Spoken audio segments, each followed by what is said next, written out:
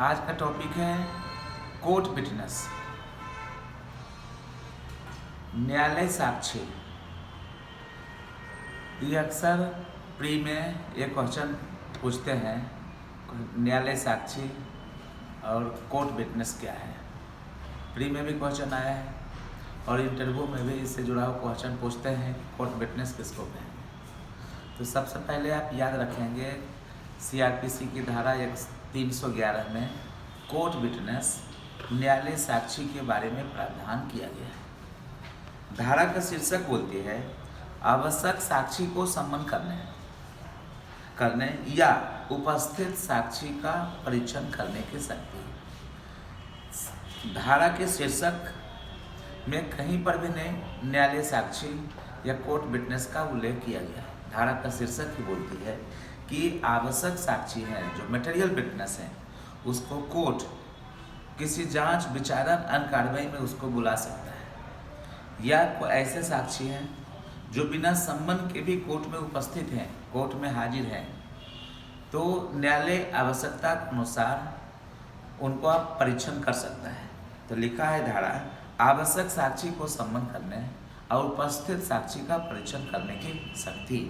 अब लिखा है धारा 311 में न्यायालय को व्यापक और विस्तृत शक्तियां दिया गया है। सबसे पहले याद रखेंगे कि CRPC की धारा 311 में न्यायालय को एक व्यापक और विस्तृत शक्तियां दिया गया है, एक असीम शक्तियां दिया गया है। लेकिन 311 में न्यायालय को एक व्यापक और विस्तृत शक्तियां तो है, लेकिन इस व्यापक और विस्तृत शक्तियां न्यायिक विवेक के अधीन माना जाता है। अर्थात 311 के अधीन न्यायालय को जो असीम शक्तियां हैं वह असीम शक्तियां न्यायालय का विशेषाधिकार है, डिस्क्रिशनरी पावर है। लेकिन इस डिस्क्रिशनरी पावर का प्रयोग न्यायालय जो है न्यायिक विवेक का इस्तेमाल करके ही कर सकता है, अन्यथा नहीं कर सकता है। तो लिखा है कि कोई भी न्यायालय इस संहिता के अधीन किसी भी जांच विचारण अन्य कार्रवाई के किसी भी प्रकरण में अगर न्यायालय के समझ कोई वाद, केस, मुकदमा चल रहा है और न्यायालय को लगता है कि जांच के प्रकरण पर, विचारण के प्रकरण पर या अन्य कार्रवाई के किसी भी प्रकरण पर, किसी भी स्टेज पर कि किसी व्यक्ति को साक्षी के रूप में एज ए विटनेस उसको बुलाना आवश्यक है, तो न्यायालय 311 के अधीन सम्मन जारी करके ऐसे साक्षी को कोर्ट में तलब कर सकता है, कोर्ट में बुला सकता है। पहला कंडीशन।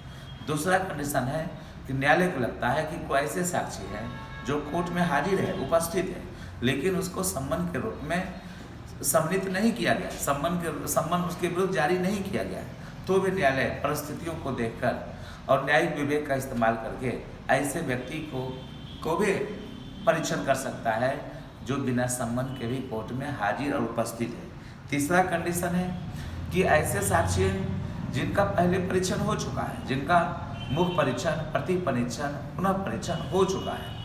अगर उस साक्षी का फिर से री एग्जामिनेशन करना आवश्यक और न्याय संगत लगता है तो न्यायालय ऐसे साक्षी का फिर से परीक्षण करेगा।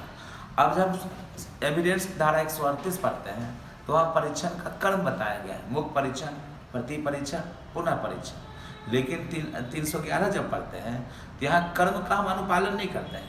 न्यायालय को जो सही लगता है कि वो साक्षी ऐसे है जिनका पहले से परीक्षण हो चुका है, अगर न्यायालय को लगेगा कुछ ऐसे साक्षी का प्रति परीक्षण किया जाए तो न्यायालय प्रति परीक्षण कर सकता है। ऐसे साक्षी का पुनः परीक्षण किया जाए तो न्यायालय पुनः परीक्षण कर सकता है। अगर लगता है न्यायालय के ऐसे साक्षी का मुख्य परीक्षण किया जाए तो न्यायालय मुख्य परीक्षण भी कर सकती है। अर्थात 138 के उपबंधों का पालन करना आवश्यक नहीं है, न्यायालय के जो चाहे, जैसा चाहे वैसा वह परीक्षण कर सकती है। तीसरा। चौथा लिखा है न्यायालय को मामले के न्याय संगत विनिश्चय के लिए, न्याय संगत निर्णय करने के लिए लिखा है किसी भी ऐसे व्यक्ति को जिसका साक्ष्य आवश्यक लगता है तो वह ऐसे व्यक्ति को सम्मन कर सकता है, उसकी परीक्षा कर सकता है, उसको पुनः बुला सकता है और पुनः परीक्षण कर सकता है। तो न्यायालय के न्याय संगत निश्चय करने के लिए न्यायालय को जो भी आवश्यक कदम उठाना आवश्यक लगता है तो न्यायालय ऐसा आवश्यक कदम उठा सकते हैं। ये तो हो गया कोर्ट विटनेस, न्यायालय के साक्षी। लेकिन इस पर कुछ प्रतिबंध लगाया गया है कि 311 के अधीन है, 311 धारा का प्रयोग हम अभियोजन के साक्ष्य में अगर कोई कमियां हैं, कोई त्रुटि है, कोई लकुना है, नहीं लकुना इन प्रोसिक्यूशन केस में है, तो उस कमी को दूर करने के लिए हम 311 का प्रयोग नहीं करेंगे।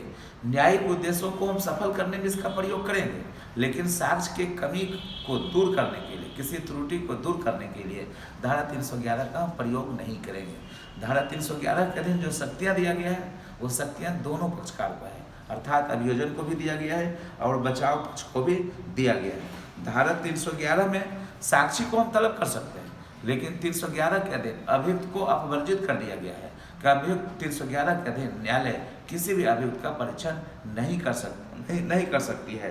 तो याद रखना है कि 311 में जो लिखा है कोर्ट विटनेस के बारे में प्रावधान किया गया है, और इसमें इतनी असीम शक्तियाँ हैं कि न्यायालय को अगर लगता है कि बचाव पक्ष के आवेदन पर अगर अभियोजन के कोई साक्षी है तो साक्षी को हम बचाव पक्ष के साक्षी के रूप में भी उसका परीक्षण कर सकते हैं।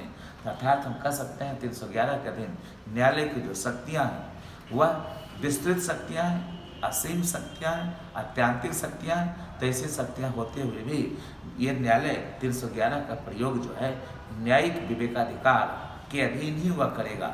ऐसे ही शक्तियों का उल्लेख हम एविडेंस के धारा 165 में भी हम पढ़ते हैं, वहाँ पर भी न्यायालय को भी अत्यंत और असीम विस्तृत शक्तियाँ दिया गया है। अर्थात 311 में कोर्ट विटनेस का जो उपबंध किया गया है वह आवश्यकता को ध्यान में रखकर न्यायालय इसका अधिकार का वह प्रयोग कर सकती है। Thank you.